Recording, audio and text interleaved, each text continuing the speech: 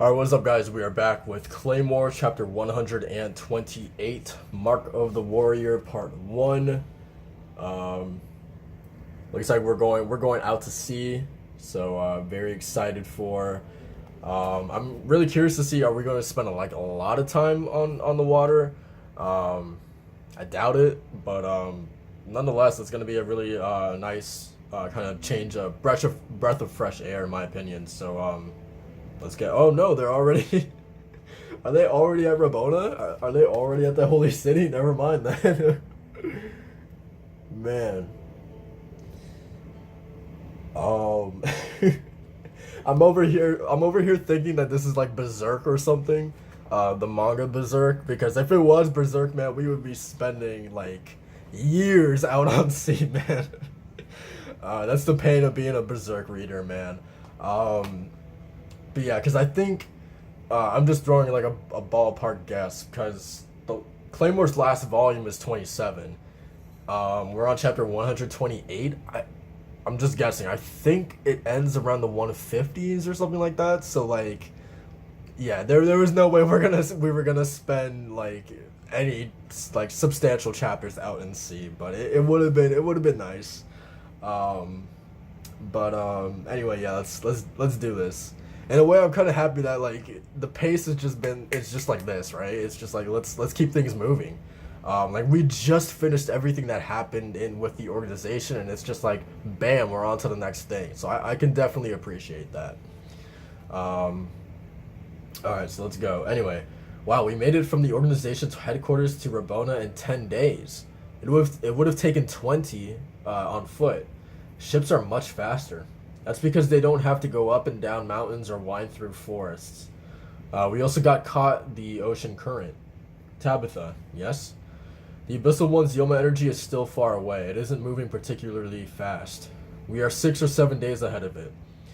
And we should have enough time. It's been so long. I hope Sid and Gulk are doing well.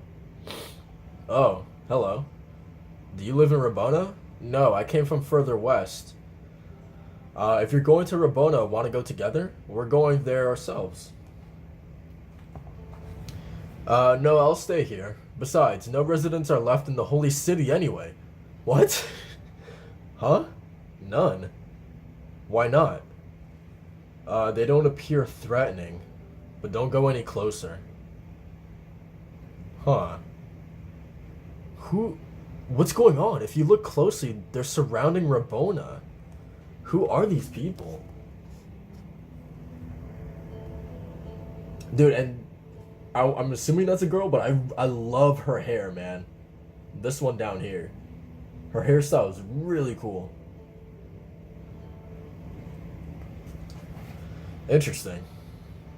Okay, I said assuming that's a girl. That is obviously a girl. After looking, after taking another look, that's definitely a girl down there. But yeah, her hairstyle is just like on point. Anyway, they are all awakened beings. Awakened beings? You must have seen it with Claire. They were in the organization too. They are the monsters that result when warriors lose control. They are all fairly strong. They must have been single digits, and they possess higher class strength. You said no residents are in the Holy City. What did you do? We didn't do anything. They left a few days ago, leaving only a few soldiers behind. They left. Um, you should go ask the soldiers about it. Some of your kind are there too. Yes, Galatea, Clarice, and Miata. I can sense your Yoma energy in the Holy City. Um, so what are you guys? So what are you guys doing here at a time like this? We are just curious. It surpasses us, and even an abyssal one. It is the greatest power in the history of warriors. We are surrounding it, but we also just want to see it. And we wanted to see the faces of those who defeated the organization which had ruled this land for so many years. Why? We aren't fools. Since the tense relationship between Abyssal Ones broke down and the organization made its move, we tend to get detailed information on what influences whether we live or die. We never dreamed the organization would disappear.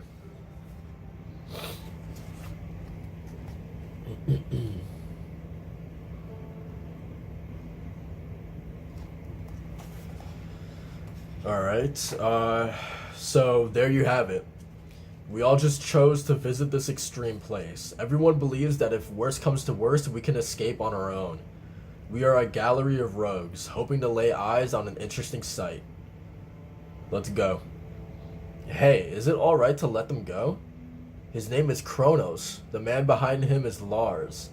They were numbers 4 and 6 in the time of male warriors. The girl who first spoke is a former number 2 called Octavia the Wild Horse. There's also a former number 5 and 3.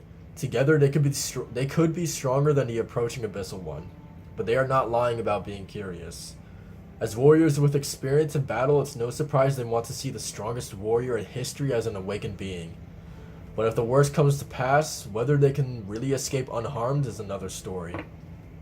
Interesting. Alright, so we're in Rabona. Captain Miria. Even you call her captain now? Why are you here? What's happening out there? Calm down, Clarice. We are the ones with questions. Seriously. I'm surprised. I never thought you would come back alive. Galatea. I'm sorry that my actions resulted in awakened beings attacking the city. That's in the past. The situation is worse now. We heard from those outside. The residents have left the city. What happened?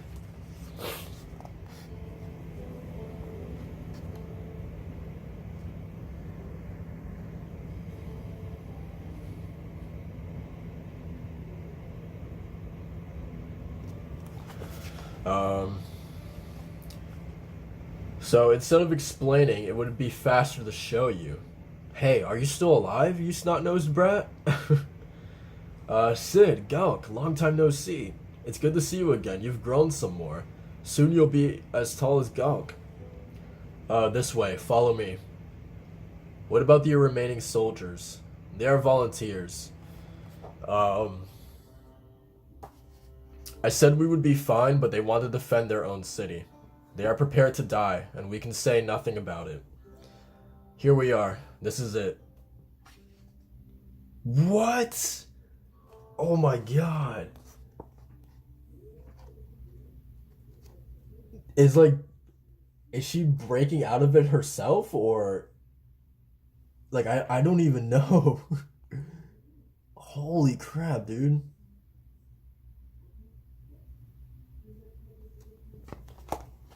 Like I have to appreciate this just like a little bit more. That's insane, dude. That Priscilla is actually like, I don't know if like the fusing has already started, or is this just like her, is it just showing her like actually like slowly but surely like breaking herself out of it? Um I mean, both of them are pretty terrifying scenarios, to be honest. But jeez. That's insane, dude. Cause yeah, I mean, the strongest warrior in history is an understatement. If you have Priscilla, what's left of the destroyer, and Claire all fused together to make whatever this is gonna be, like, yeah, there's no question about it how powerful that thing would be.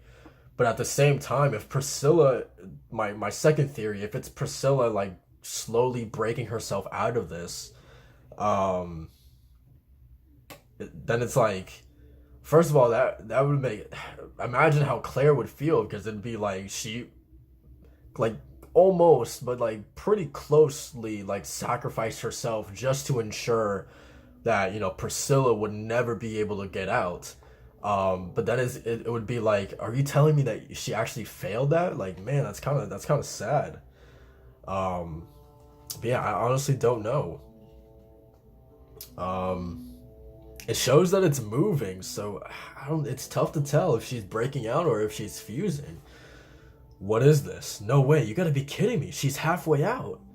Deneva, is this her? Is this the one who? Yeah. I never wanted to see her face again. She's definitely the one who's stronger than an Abyssal One. Dude, even Miria is sweating a little bit. As you can see, the mask began changing 10 days ago, and by 5 days ago had clearly taken a humanoid form. We thought about stabbing or moving her before she gets out, but we had no idea what effects such stimulation might have, so we let her be. So that's why you had the residents evacuate. It was the right choice. The wrong stimulation could have hastened the approaching Abyssal One. Approaching Abyssal One? Galatea, I have something to tell you, and all of the remaining soldiers. Like, Priscilla's the least of our concerns right now. I wanted to tell the priests as well, but perhaps it's just as well that they evacuated with the residents. It doesn't sound like I'm going to like what I hear. Sorry, but you're right. The holy city of Rabona could be gone in just a few days.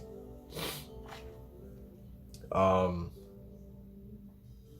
I'm guessing also that just like straight up moving it would also be a bad idea, possibly, because they said what they tried okay, they said stabbing and moving her. Okay, so yeah, Rabona is screwed. They cannot move her, so this city is gonna be absolutely waste. Anyway, I was happy to see an old face, but this is just bad news. I'm sorry. We will do everything we can, but it's unlikely this will go well. Luckily, we have some time. I want the soldiers to follow the residents and leave the city. Sorry, but we discussed that 5 days ago with Sister Latea, and we decided to stay. The situation may change, but our determination won't. Understood. I'm sorry, but I won't. I'm sorry I brought it up again. What about Miata and me? Oh, right. We will take over helping as Galatea's eyes. You should both join the residents. Huh? But if possible, may I stay here as well?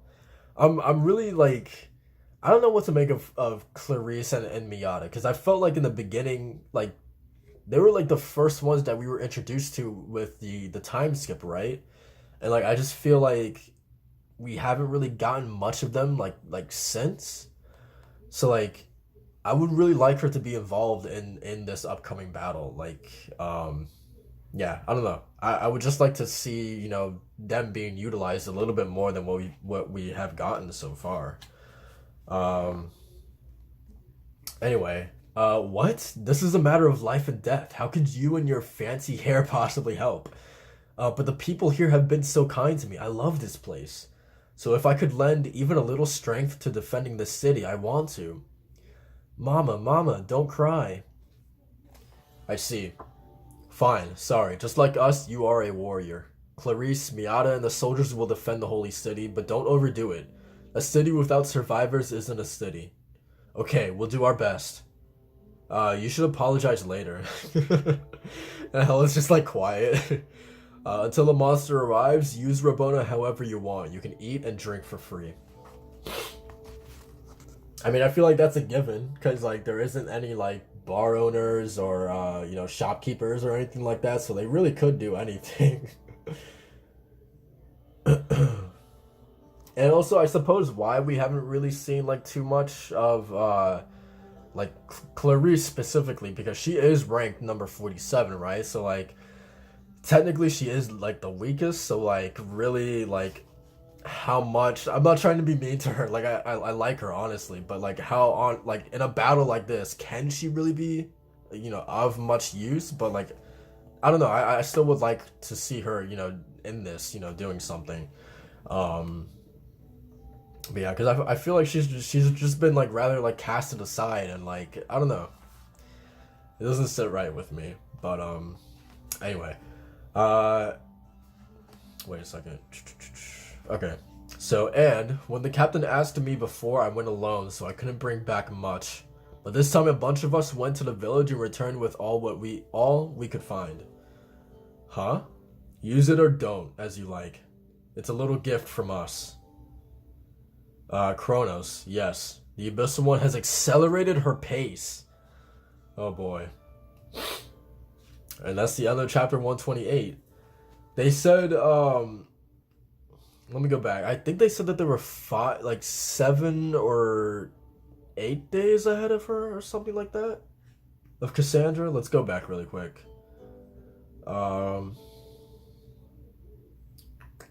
Okay, we are 6 or 7 days ahead of it. Okay. And that was obviously before, you know, they knew that she was accelerating her pace. So I don't know. 6 or 7 days, like maybe she's gonna cut that in half now. But like I'm really curious, like what would make Cassandra like accelerate her pace unless Priscilla has been like conscious through all of this, and she obviously has been privy to the fact that that Miria and the ghosts are here, and she's like sending out like a signal or like a relay to Cassandra. She's like, you need to speed it up, man. You gotta help me get out of here because they're about to do something right now, right?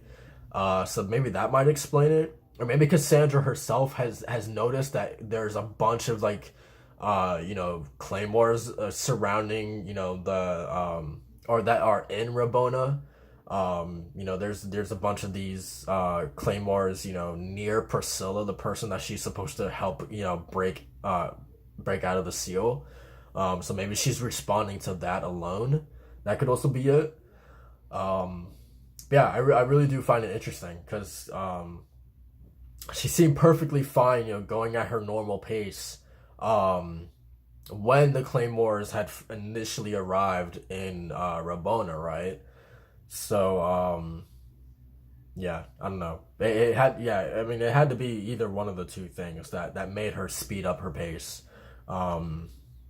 So yeah, but trying to think. I mean, that was a great way to end that chapter, by the way.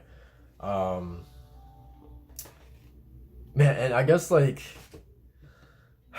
I mean, like a lot, like a couple like little things happen in this chapter, but like the biggest thing to me is just like that panel of Priscilla, like her body halfway out of the cocoon. Like I just like it's such a beautiful like a beautiful shot. Um, and like I just don't know what to make of it. Like, is it really just her?